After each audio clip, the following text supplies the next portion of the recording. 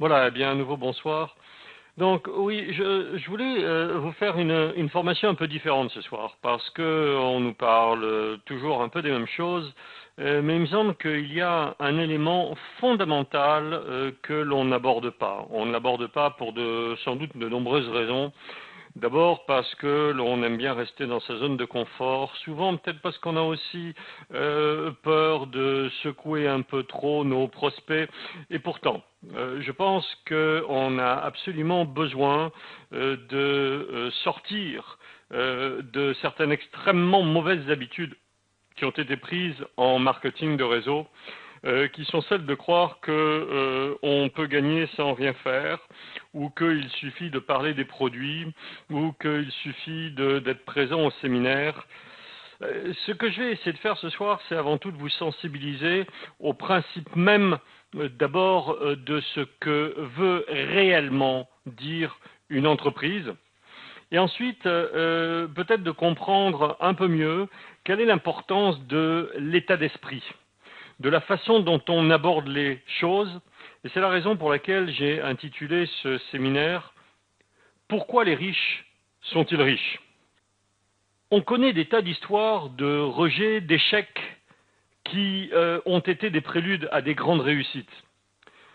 Prenons l'histoire de Graham Bell, celui qui a inventé le téléphone. Eh bien, il est allé voir une des sociétés qui a priori en aurait eu le plus besoin, c'est Western Union. Évidemment avec des bureaux à travers la planète pour pouvoir transférer des fonds. Et qu'est-ce que lui a répondu Carl Alton? Mais qu'est-ce que vous voulez qu'une entreprise comme la mienne puisse faire d'un jouet électrique? Prenons le cas de Angie Everhart, un mannequin extrêmement connu, oublié maintenant, mais qui a été aussi une grande vedette de Hollywood avec 46 films dans les plus grands rôles. Au début, eh bien, on lui a dit « Mais vous rigolez, ma fille, les rousses, ça se vend pas ». Et pourtant, c'était une réussite exceptionnelle. Stephen King, il a présenté ses manuscrits à de nombreux éditeurs, il a toujours été rejeté. À un tel point qu'il a jeté son manuscrit à la poubelle. C'est sa femme qui est allée le rechercher. Et on connaît l'histoire de Stephen King. Sergey Brin et Larry Page, qui sont les fondateurs de Google. Ils ont proposé au début une fusion à Yahoo. Et il est clair qu'ils ne valaient pas grand-chose, sauf pour leur projet. Et Yahoo leur a suggéré de retourner jouer dans la cour d'école. On connaît l'histoire de Google. John Casey, un peu moins connu pour nous, mais qui est un très grand romancier anglais, bat tous les records. Il a eu 743 refus avant de vendre son premier livre. Et dans les 40 ans qui ont suivi, sous divers pseudos, divers noms d'auteurs différents, il a publié 572 ouvrages, l'un plus volumineux que l'autre. Einstein, qui était limite autiste, incapable de parler jusqu'à plus de 4 ans, on connaît son histoire. On sait que Beethoven est sourd quand il a écrit la plupart de ses symphonies, mais ce que l'on sait moins, c'est qu'il était nul, archi nul, incapable de jouer du violon, qui était quand même l'instrument premier, et qu'en plus, lorsqu'il s'agissait de faire un petit peu de composition, tous ses professeurs étaient unanimes à lui dire « Écoute, fais autre chose que de la musique, t'es vraiment pas doué pour ça ». Thomas Edison, on sait qu'il a fabriqué près de 6000 ampoules à la main avant d'en avoir une qui marche. Ce que l'on sait moins, c'est que pendant toute sa scolarité, il a été traité de dernier des imbéciles, incapable de pouvoir faire quoi que ce soit dans sa vie. Parlons de Walt Disney, qui est quand même connu pour son imagination, pour ses dessins. Eh bien, au début, il a voulu être caricaturiste dans les journaux et on lui disait tout le temps qu'il manquait considérablement d'imagination. On connaît l'histoire d'Abraham Lincoln, qui a été fiancé, elle meurt, il a fait une très grosse dépression, il a été battu 8 fois à plat de couture lors d'élections politiques, et il est sans doute le meilleur et le plus grand président de l'histoire des États-Unis. Les Beatles, qui ont été rejetés, mais avec pertes et fracas par Decca Records, sous prétexte que leur musique était bidon et que la guitare s'était dépassée. Alors, qu'avaient-ils en commun, tous ces gens-là? Qu'est-ce qui fait qu'ils ont dépassé les rejets, eh bien c'est leur attitude. L'attitude de ne pas abandonner. L'attitude d'y croire. L'attitude de dire « je veux faire de la musique, je veux être célèbre, nous réussirons. Mes bouquins, l'histoire est bonne, je les vendrai, etc. etc. » Avoir un rêve, avoir un objectif, avoir un chemin et avoir cette attitude ne change pas ce que tu es sous prétexte que quelqu'un a un problème avec. Vous avez tous entendu parler de Robert Kiyosaki. Alors venons un petit peu à notre industrie et parlons du marketing de réseau. Il est important de comprendre quelle attitude on doit avoir pour pouvoir avancer dans le marketing de réseau. Alors, on n'appartient pas à une catégorie.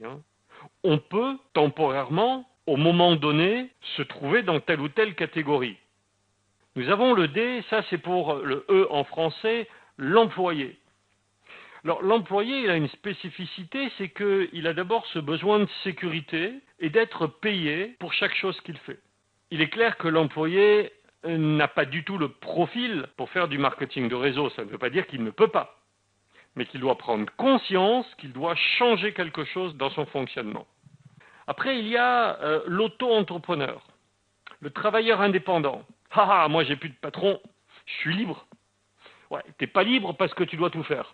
T'es pas libre parce que tu dois ouvrir la boutique, parce que tu dois servir les clients, parce que tu dois faire ta compta, parce que tu dois faire ton inventaire, parce que tu dois faire le ménage, parce que tu dois fermer la boutique, parce que tu dois faire tes déclarations ou au moins préparer ta comptabilité. T'es pas libre parce que tu as les clients sur le dos. Ok ? Et ça, si vous l'avez bien compris par le principe de duplication qui est à la base de notre industrie, ça ne correspond pas au MLM. Le MLM, pour être networker, il faut avoir l'état d'esprit du chef d'entreprise. C'est-à-dire un état d'esprit cool, qui sait déléguer, qui sait valoriser les autres, qui sait distribuer des tâches, qui sait créer ou utiliser un système et faire en sorte que ce système travaille pour lui. Si l'on parle de franchise, il y a un modèle très précis qui fait que chaque franchisé va suivre ce modèle. Et celui qui a inventé la franchise va bien entendu en récolter les fruits. Eh bien ça, c'est le propre du MLM, parce que le MLM, c'est un système qui a été créé par le patron d'une boîte et tout le monde va l'utiliser. Il y a création d'un système, l'avantage ici, pour nous, c'est qu'en plus ce système est duplicable, qu'il n'est pas que pour le patron, mais qu'il est bon pour nous aussi, si l'on fait le travail. Maintenant, j'aimerais vous sensibiliser à autre chose. Et là, je voudrais que vous m'écoutiez bien, parce que très souvent, quand on parle de gros chiffres en marketing de réseau, les gens disent « ouais. » Ouais, mais tu sais, 50 000, 100 000 dollars, qu'est-ce que tu voudrais que je fasse avec ça? Ça vous arrivait, ça, déjà. Peut-être même que vous avez réagi comme ça. Et vous n'êtes pas à blâmer. On fait partie d'une culture où les choses se passent comme ça, parce qu'on est formaté comme ça, à l'école, par les familles, par le système, la culture. Ceux qui étaient là avant le démarrage, vous avez vu le film La parabole de l'aqueduc, d'autres le connaissent, ont peut-être même lu le bouquin, et il explique bien le principe même de l'investissement et de l'effet de levier. Ce que l'on doit comprendre dans notre industrie aussi, c'est que qui vous dit que demain, la société pour laquelle vous travaillez sera encore là? Même si la société est bonne, il peut y avoir des changements économiques, des blocages aux frontières, des réglementations qui changent. Donc l'important, quand on parle de gros chiffres, c'est justement parce que peut-être que ça ne va pas durer toute la vie. Souhaitons-le.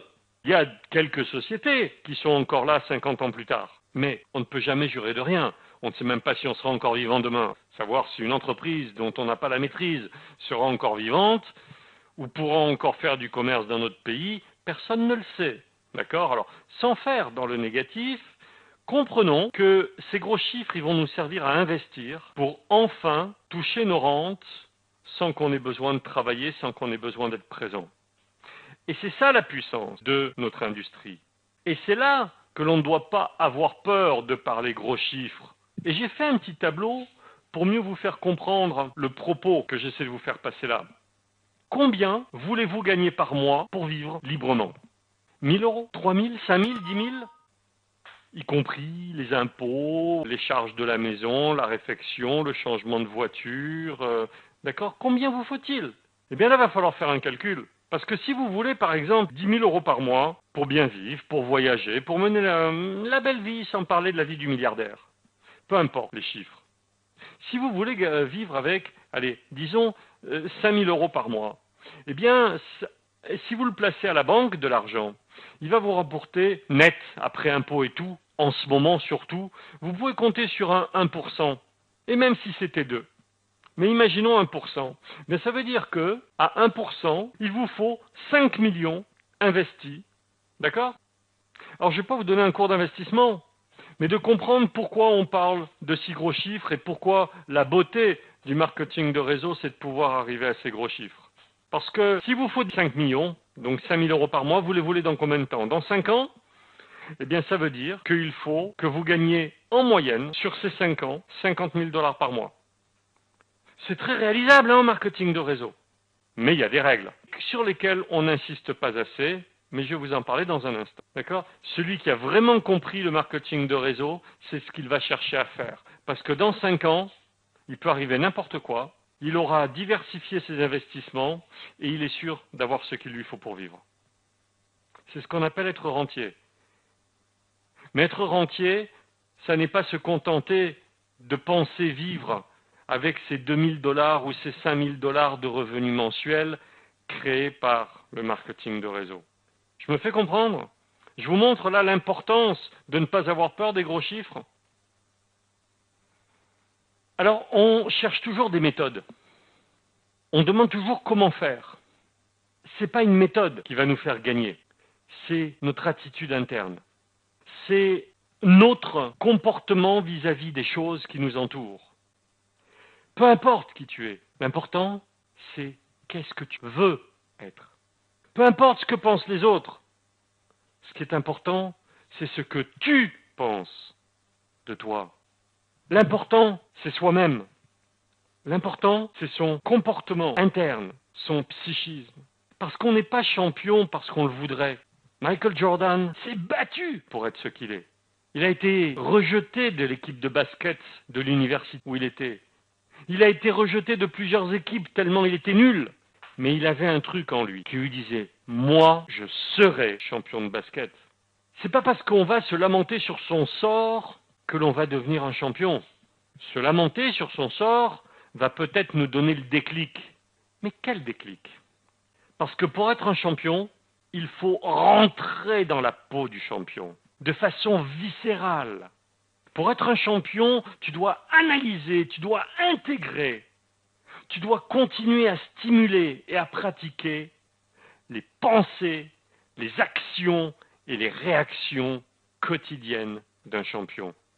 Ça n'est pas apprendre comment il court, c'est comment il pense, comment il est quand il est sur le starting block, comment il est quand il est dans la course, comment il est dans les entraînements, comment il est le soir, comment il organise sa vie. Et c'est là qu'on va rentrer dans un sujet, les riches pensent autrement. Alors avant de rentrer là-dedans, surtout pour ceux qui ne me connaissent pas, eh bien, je voudrais vous préciser qu'il y a des choses qui choquent dans notre bonne vieille culture judéo-chrétienne française. Je ne suis pas là pour choquer quiconque. Il n'y a aucune arrogance ni aucun dénigrement de ma part dans les propos qui vont suivre. Ce sont des faits bien connus et il y a de nombreux bouquins qui ont été écrits là-dessus. Donc il n'y a pas de jugement de valeur. Il y a des observations dans tout ce qui va suivre. Entre ce que l'on va appeler la classe moyenne, dont je peux dire nous faisons partie, pour la plupart d'entre nous, moi y compris, donc on n'est pas dans le jugement de valeur, d'accord? Que là on soit bien compris. Mais il y a des attitudes différentes. Si on prend face à l'argent, la classe moyenne pense que l'argent c'est la source de tous les maux. Ah, s'il n'y avait pas d'argent dans notre monde, ah, l'argent ça pourrit la vie, ah, l'argent ça pourrit les gens. Les riches, eux, pensent que c'est la pauvreté qui est la source de tous les maux, parce qu'elle rend avide, aigri, parce qu'elle crée l'envie, elle crée les vols. Parce qu'on me dit aussi souvent, ouais mais c'est facile à dire quand on est riche. Non, moi je parle de celui qui a l'état d'esprit du riche. Ce que n'importe lequel d'entre nous ici aujourd'hui peut avoir comme état d'esprit, c'est ce qui va l'amener à la richesse, d'accord? Comprenons-nous bien là-dessus. Et les riches le savent que l'argent ne fait pas le bonheur. Seulement, il offre la liberté de choix. Et en riant ou en pleurant, il vaut mieux avoir de l'argent. Face à l'égoïsme, à l'égocentrisme, le moi d'abord, les pauvres pensent que l'égoïsme est un vice, alors que les riches pensent que c'est une vertu. Un vice pour la classe moyenne? Eh bien parce que ça les maintient là où ils sont. Alors que pour les riches, eh bien ils vont d'abord penser à eux. Parce que comme on le dit, si tu ne t'aimes pas, tu ne peux pas aimer les autres. Si tu ne possèdes pas quelque chose, tu ne peux pas le donner. Donc d'abord, celui qui pense comme un riche va penser d'abord à lui pour pouvoir ensuite faire des choses. On le voit d'ailleurs, il y a beaucoup de riches qui participent à des tas d'œuvres caritatives, lutte contre des maladies, etc. Mais pourquoi ils le font? Parce qu'ils peuvent le faire. Mais pourquoi ils peuvent le faire? Parce qu'ils ont créé ce qu'ils ont créé. Face à l'action, on le dit régulièrement dans tous nos séminaires, et c'est bien, mais maintenant il faut passer à l'action. Oui, mais la classe moyenne espère, attend son tour de chance. Que ce soit de la part du patron, du gouvernement ou du bon Dieu, ah, demain ça ira mieux. Alors que le riche, il voit le problème, il analyse la situation et il passe à l'action pour corriger ce qui ne va pas. Face à l'éducation, vous avez remarqué que la plupart des grands riches, des plus riches du monde, n'ont pas de diplôme? Ils ont abandonné l'école avant même la fac, le lycée souvent, alors que la classe moyenne recherche toujours les diplômes. Parce que le diplôme, c'est une reconnaissance, parce que le diplôme, c'est une sécurité. Ils pensent que c'est la voie vers la richesse. Oui, peut-être vers une relative richesse. C'est vrai que quand on a des diplômes, on peut avoir un poste meilleur que celui d'un mécano, qui gagne un petit peu plus qu'un mécano. Mais c'est pas ça la richesse. La richesse, c'est l'indépendance financière, c'est la liberté. Et je le répète, il n'y a pas de jugement de valeur dans ce que je dis. Il y a une analyse de comment les uns et les autres pensent. Et tout se respecte. Et je respecte tout. Mais si on veut réussir dans une industrie comme le marketing de réseau, il faut avoir un certain état d'esprit. Face au temps, la classe moyenne se souvient toujours du bon vieux temps. Ah, c'était le bon vieux temps. Ah, les bons souvenirs. Ah oui, mais à l'époque, les riches n'ont pas Dieu derrière. Les riches ont une idée. Cette idée, ils la visualisent en avant, ils la projettent vers l'inconnu et ils en font ce qu'ils veulent en faire. Le passé n'est tout au plus qu'une expérience pour corriger ce qu'ils vont faire demain. Revenons-en à l'argent. La classe moyenne réagit de façon émotionnelle face à l'argent. Il n'y a plus d'argent. Oh, chouette, il y a un peu plus d'argent. Oh, j'ai gagné une balle au loto. C'est émotionnel. C'est normal, on est tous éduqués comme ça. C'est ce que l'on apprend à l'école. Mais si on veut changer les donnes, il faut en prendre conscience. Et c'est vrai qu'à l'école, on ne nous apprend pas à gérer notre vie. On nous apprend l'histoire, la géographie, les algorithmes, tout ce qu'on veut. Mais la gestion humaine, le bon sens économique, on ne nous l'apprend pas. C'est dommage. Alors essayons d'évoluer un petit peu ensemble ce soir. En tout cas dans le sens où l'on veut aller. Parce que les riches, eux, ils voient l'argent avec logique. Exactement comme un mécano va voir un tournevis, une clé, une pince, avec logique, ce sont des outils. C'est tout. Et on ne peut pas faire un métier si on n'a pas les outils. Le riche, lui, reste impassible face à l'argent. Face au travail, la classe moyenne travaille pour boucler ses fins de mois, pour pouvoir manger, pour pouvoir partir en vacances, pour pouvoir payer le crédit de la voiture. Le riche, ou disons même le futur riche, lui, il a une passion. Et il va trouver un moyen pour rentabiliser cette passion. Souvent en travaillant beaucoup plus, sauf que ce travail lui sera agréable au lieu d'être une corvée. Face au risque, la classe moyenne va limiter ses objectifs parce qu'il ne faut pas prendre de risques. On l'a tous entendu par nos parents, à l'école. Oh, là tu rêves trop grand mon fils. Non, mais ça c'est pas pour nous. Attention, si tu tombes, tu vas pleurer, On se fait mal quand on tombe. Le riche, il s'en fout de ça. Le riche, il est prêt à lever des challenges, il est prêt à tomber, à se relever, à tomber, à se relever. Il n'a pas de problème avec ça. Il n'y a qu'à prendre l'exemple de Donald Trump. Il était archi-millionnaire pour des histoires d'investissement raté, de politique, de tout ce qu'on veut. Il a plongé. une faillite de 9 milliards de dollars. En 2 ans, il a rebondi beaucoup plus haut et il est redevenu milliardaire et non plus multimillionnaire. Pourquoi? Parce que la classe moyenne pense qu'il faut de l'argent pour s'enrichir, alors que les riches pensent à ce qu'il faut être pour s'enrichir. Non pas à ce qu'il faut faire, mais à ce qu'il faut être. Et c'est tout dans l'état d'esprit. C'est ça qui va faire la grande différence de celui qui réussit, de celui qui ne réussit pas. Alors on prend les riches, mais on aurait pu le dire, mais je n'ai pas voulu parler des sportifs ou des athlètes, parce que ici le sujet est beaucoup plus vaste et va beaucoup plus loin. Mais c'est pareil. Face aux ressources, comme je viens de dire, la classe moyenne pense qu'il faut de l'argent pour pouvoir faire de l'argent. Parce que c'est ce qu'on nous a toujours dit. Parce qu'il faut pouvoir investir 3 sous pour en gagner 4 et puis réinvestir 1,5 en plus pour en gagner 5. Okay? C'est ce qu'on nous a toujours appris. Les riches, eux, utilisent les ressources des autres, entre autres des banques, de partenaires déjà riches. Pourquoi? Imaginez, vous avez de l'argent et moi je viens vous voir pour vous emprunter de l'argent. Vous allez me prêter 1 ou 2 millions? Imaginons que vous les ayez. Peut-être. Mais à quelles conditions? À condition que j'ai véritablement un méga projet et que je vous prouve être capable de le mener à bien et de faire fortune. C'est ce qu'on appelle le capital risque. Et il existe. Et il y en a à profusion pour tout le monde. Mais qu'est-ce qui va faire la différence entre ceux qui l'auront et ceux qui ne l'auront pas? 1, l'idée. 2, ce que tu es, c'est-à-dire l'état d'esprit. L'approche que les gens ont du projet. Face au marché financier, la classe moyenne cherche des martingales, cherche les règles. Il n'y a pas de règles en bourse. C'est tout sur l'émotionnel. Un effet d'annonce et on fait chuter ou monter la bourse. Pourquoi est-ce que justement tous les brokers vont attendre l'ouverture des marchés, vont attendre la fin du Conseil des ministres pour savoir et pour tenter de parier sur ce qu'ils vont acheter comme action? Il n'y a pas de règles. C'est l'émotionnel. Les riches le savent. Et c'est pour ça qu'ils ont un avantage. Parce qu'ils ont compris ces mécanismes. C'est pareil face aux enfants.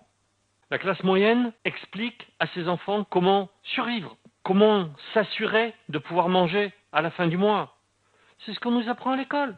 Les riches, eux, enseignent comment devenir riche. Ils passent leur savoir sur le comment devenir riche. Ce que l'on apprend quand on est enfant devient beaucoup plus naturel à mettre en œuvre quand on est adulte. Face à l'abondance, on revient un petit peu sur ce que l'on a déjà dit, alors on ne va pas s'éterniser sur cette diapo. Face au loisir, on a toujours l'impression de voir les riches en train de s'amuser. Oh, mais le truc, c'est que les riches, même quand ils s'amusent, ils sont au travail. Parce qu'ils sont dans le relationnel, parce qu'ils ont des sujets de préoccupation qui vont toujours dans le sens de leur croissance et de leur évolution. Alors que la classe moyenne, elle veut des loisirs. Elle pense au week-end. Lundi, salut, comment tu vas? Comme un lundi. Pose la question le vendredi. Ouais, super, demain c'est le week-end. Les riches, ils pensent pas à ça. Les riches, ils ont leur objectif. Certains l'appelleront peut-être obsession. Mais c'est pour ça qu'ils réussissent. Parce qu'eux veulent avoir des moyens pour pouvoir s'offrir les loisirs de leurs rêves. Mais si on regarde aussi la classe moyenne, qu'est-ce qu'on trouve dans leur lecture? Des magazines, des mots croisés, des romans policiers. Les riches, eux, c'est des bouquins professionnels, des bouquins qui vont les cultiver en permanence, des bouquins qui vont leur permettre d'avancer dans leur objectif parce qu'ils ont cette passion. Un peintre aura peut-être des magazines sur la peinture, mais toujours des choses qui vont les amener dans leur sens. Alors que la classe moyenne veut surtout déconnecter. Comme un enfant qui n'a pas envie de faire ses devoirs et qui dit « Oh, aujourd'hui c'est mercredi après-midi, hein, j'ai le droit de m'amuser. » C'est notre culture tout ça. On en est victime. Si on en prend conscience, on peut peut-être essayer de changer les choses. La dernière fois que j'ai fait ça, c'était à Genève. Il y avait 400 personnes. Il y en a que ça a un petit peu gavé. Mais c'est pourtant vrai. On a un langage qui nous maintient petits. Hein, on va se faire un petit week-end avec une petite bande d'amis. On va se faire une petite bouffe. Et si on se faisait des petites vacances, là? Moi, j'ai une petite maison bien sympa. Puis, sur ma petite terrasse, j'ai planté quelques jolies petites plantes, là, dans mon petit jardin. Ok, tout est petit autour de nous. Ça aussi, c'est culturel. Il faut qu'on en prenne conscience pour en sortir. Tout le monde n'aura pas envie, et c'est bien, je respecte tout le monde. Mais ici, nous sommes dans une formation d'entreprise, donc d'entrepreneurs. Mais nous n'avons pas été formés pour ça, pour l'ensemble d'entre nous, donc on doit en prendre conscience pour rendre notre vie en main. La classe moyenne focalise sur l'épargne, le bas de laine. Il faut toujours mettre un peu d'argent de côté parce que la poire pour la soif, demain on ne sait jamais. Le riche, lui, focalise sur les revenus parce qu'il sait qu'il a besoin d'argent, beaucoup d'argent, pour l'investir, pour continuer à créer. Ils calculent le risque, mais ils n'ont pas peur du risque. Parce que même en période de crise, ils pensent croissance. Le riche en période de crise va voir l'opportunité. La classe moyenne va dire « Oui, mais les gens n'ont plus d'argent ». Ben moi, quand on me dit ça, je dis « Génial », parce qu'au moins ils vont pouvoir venir bosser avec moi, sans prendre le risque de se lancer dans du commerce. Celui qui n'a pas encore franchi cette étape va dire « Ouais, mais qu'est-ce que tu veux, les gens n'ont plus d'argent, on ne peut pas ». Vision. La classe moyenne ne prend pas de risque. Le riche sait que même s'il perd, il se relève. Et pour en faire un petit clin d'œil à notre métier, le riche, lui, connaît la puissance de l'effet de levier. C'est pour ça qu'il a les relations qu'il a. C'est pour ça qu'il trouvera toujours des sources de financement. Les ressources, on en a parlé tout à l'heure. Face au confort. La classe moyenne cherche le confort. Le riche se sent confortable autant dans les moments de tranquillité que dans les moments d'incertitude. Et bien souvent plus dans les moments d'incertitude. Parce que si c'est tranquille, il y a risque. On n'est pas en croissance, qui n'avance pas recule. La classe moyenne, elle ne va pas sacrifier son confort. Ah non, mais le week-end, c'est sacré. Ah non, il ne faut pas qu'on m'appelle pendant les repas, hein. Oh, mais tu te rends compte qu'il m'appelle même pendant le JT? Ça, c'est le genre de réaction que l'on va retrouver très souvent dans la classe moyenne, même si je le caricaturise un peu, je vous l'avoue. D'accord? Mais c'est vrai. Le riche, lui, si quelqu'un l'appelle, d'abord, il ne répond pas au téléphone à n'importe qui. Mais selon qui l'appelle, il va répondre. Hein. Et il sera content de lui répondre, parce que ça fait partie de sa vie. Le travail n'est pas un devoir pour le riche. C'est une nature. Face à la santé, la classe moyenne veut surtout payer le moins possible les assurances, mais attention, la Sécu, elle a intérêt à payer. De toute façon, maintenant, elle rembourse 25%. Le riche, lui, il sait que sa santé vaut de l'or. Donc, il va prendre des assurances chères, parce que s'il a un problème, il faut qu'il ait un service immédiat. Il faut qu'il ait les meilleurs pour s'occuper de lui. Mais s'il est riche, c'est pour ça. C'est pas comme ça parce qu'il est riche. Il est riche parce qu'il doit être riche pour pouvoir satisfaire ses besoins. Quels sont tes besoins? Combien vaux-tu? Le choix aussi. Nous, on nous enseigne que, ah oui, non, mais attends, il faut faire des choix dans la vie. Tu ne peux pas tout avoir. Tu sais, si tu veux une famille heureuse, il faut que tu lui donnes beaucoup de temps, tu dois sacrifier ton métier. Ah, si tu veux te lancer dans ton métier, écoute, tu sacrifies ta famille. C'est pas comme ça pour les riches. Ils le savent qu'ils peuvent avoir les deux. Et d'ailleurs, que l'un ne va pas sans l'autre, parce qu'une famille, s'il n'y a pas d'argent, elle se ruine aussi. Et elle se sépare. Donc, tout va être guidé par l'abondance. Face au niveau de vie. La classe moyenne vit au-dessus de ses moyens. On prend des crédits, non pas par stratégie fiscale, on prend des crédits parce qu'on ne peut pas faire autrement. Les riches vivent en dessous de leurs moyens. Alors que la classe moyenne va s'endetter pour vivre bien entre guillemets, le riche lui économise, il investit pour créer des revenus passifs et enfin pouvoir dépenser une partie de ses revenus passifs pour enfin pouvoir vivre comme des riches. C'est important de comprendre ça parce que c'est toute la stratégie de notre industrie. Je ne veux pas ici vous bourrer le crâne sur de la théorie, mais vraiment vous sensibiliser à ce besoin d'évolution. On a besoin d'ouvrir nos ailes. Vous connaissez l'histoire des puces dans un bocal, et on ferme le bocal, et puis à force de se taper la tête contre le couvercle, les puces ne sautent plus. Et on peut ouvrir le bocal, et elles ne s'enfuiront plus. Une fois de temps en temps, il y aura une puce entre guillemets plus intelligente qui va quand même sauter et qui va retrouver sa liberté. C'est ça le principe de l'éducation. Alors essayons de casser les mauvaises barrières de l'éducation. Donc le succès s'apprend. On n'est pas né avec le succès. Il y en a qui auront peut-être plus de chance de par le milieu où ils sont nés, peut-être moins. Tout le monde n'a pas la chance ou l'intelligence d'un Robert Kiyosaki. Mais on a aussi la possibilité de changer et de prendre nos décisions. Le cimetière des inconnus est rempli de génies. Combien de gens avec des idées extraordinaires, avec des diplômes par-dessus la tête, sont des inconnus et n'ont jamais réussi, financièrement en tout cas, leur vie? Et quand vous regardez bien, regardez le Forbes 500, Eh bien, rares sont les multimillionnaires et les milliardaires qui ont des diplômes. En revanche, ils ont la vision. Ils ont projeté face à eux un objectif. Ce n'est pas le savoir, ce sont leurs actions guidées par leur état d'esprit qui fait la différence. Encore une fois, je ne veux pas que cette formation soit vue comme quelque chose autour d'une ségrégation ou d'un jugement. Okay. Il y a des fabuleux vélos, il y a des fabuleuses voitures de sport ou de course. Ce qu'il faut savoir, c'est ce que l'on veut faire. Si l'on a envie de faire une balade bucolique, eh bien on y va en vélo. Si on a envie de faire un grand voyage confortable, eh bien on y va dans une belle Grand Tourisme, une Jaguar, une Maserati Quattroporte et une grande Mercedes. Donc, que veux-tu de ta vie? Que veux-tu faire de ta vie? Et prends-en conscience. Et je respecterai bien entendu toutes les décisions. Je peux avoir même éventuellement mon meilleur ami qui va prendre la décision opposée de la mienne ou de cette formation. Pas un problème, mais chacun doit être cohérent.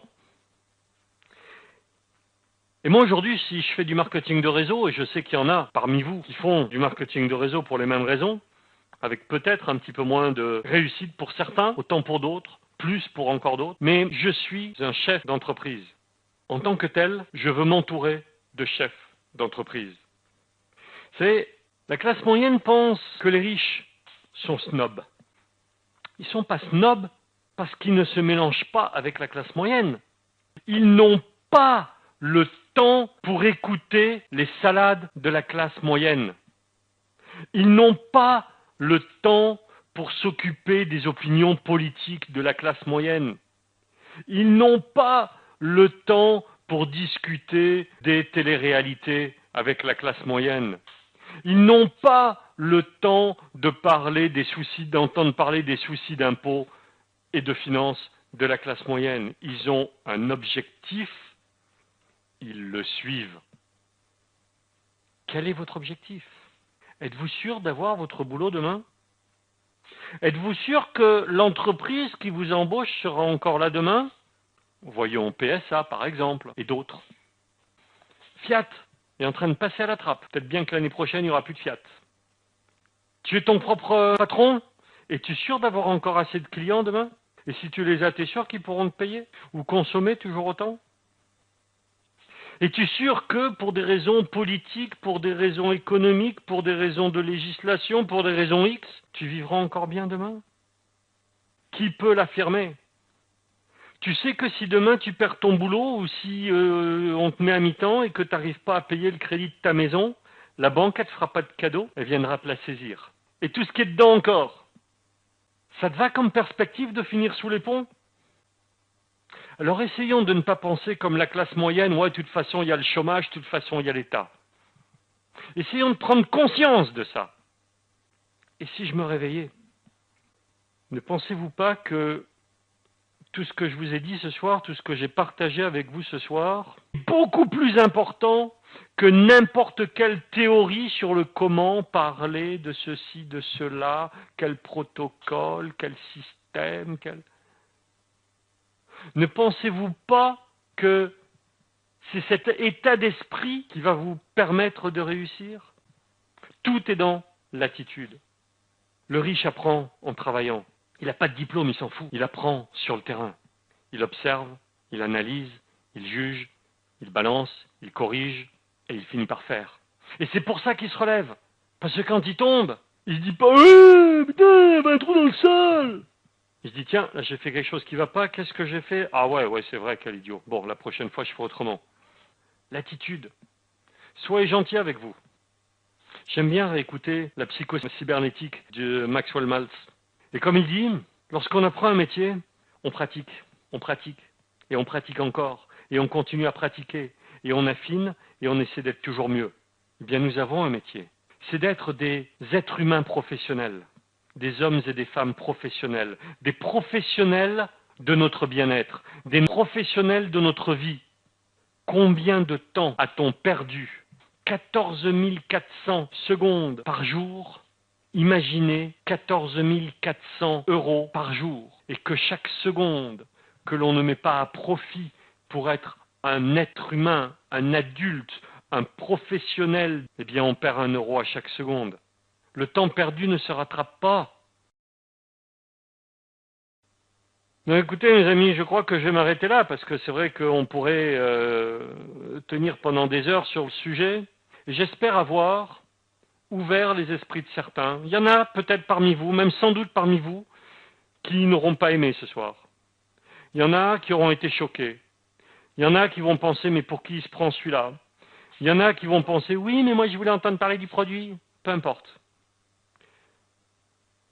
On a toujours peur de parler de la réalité. On a toujours peur de faire peur aux gens. On a toujours peur, ah, mais j'avais un prospect, mais tu sais, tu lui as dit des choses, ah, il a pris peur, il est parti. Et alors, c'est qu'il n'était pas prêt. Retourne le voir et explique-lui ce que c'est que la vie. Explique-lui ce que c'est que de dormir sous les ponts. Explique-lui que demain, il risque de plus avoir de boulot. Explique-lui que sa retraite, il l'aura jamais et que ce n'est pas avec son salaire qu'il va pouvoir investir pour préparer sa retraite. Vas-y, retourne, explique-lui, il reviendra. N'ayez pas peur de perdre les gens. Soyez sincères, soyez honnêtes, n'en rajoutez pas. Mais vous ne pouvez pas ouvrir un journal aujourd'hui, un magazine sans qu'on vous parle de la crise. Alors cessons de nous mentir, cessons de faire l'autruche qui met la tête dans le sable en croyant qu'on ne la voit pas. Donc, j'espère que bon nombre d'entre vous vont se réveiller demain matin prêts à aborder les choses autrement, d'un nouveau pied, et d'aborder votre entreprise avec vos produits autrement, avec un programme, avec des décisions. Allez voir vos principaux leaders pour ce qui est des programmes. Ils savent les faire. Ils savent ce qu'il faut. Mais le programme, c'est pas de dire oui, bon, je vais essayer de faire ça. Non, c'est je vais faire ça minimum. Et je vais pas me coucher tant que je l'ai pas fait. Parce que j'ai pas le choix. Parce que si tu fais pas à manger pour ton gosse, il aura faim. Et s'il mange pas assez trop souvent, il sera rachitique. Eh bien, si toi, tu te donnes pas à manger, si tu ne te donnes pas à faire, si tu ne te mets pas au boulot, ton portefeuille aura toujours faim. Et entourez-vous des gens qui pensent comme il faut pour avancer. Des gens qui pensent comme vous. Dis-moi qui tu côtoies, je te dirai qui tu es. La réussite est au bout du chemin. Bonne fin de soirée, merci à vous, à bientôt.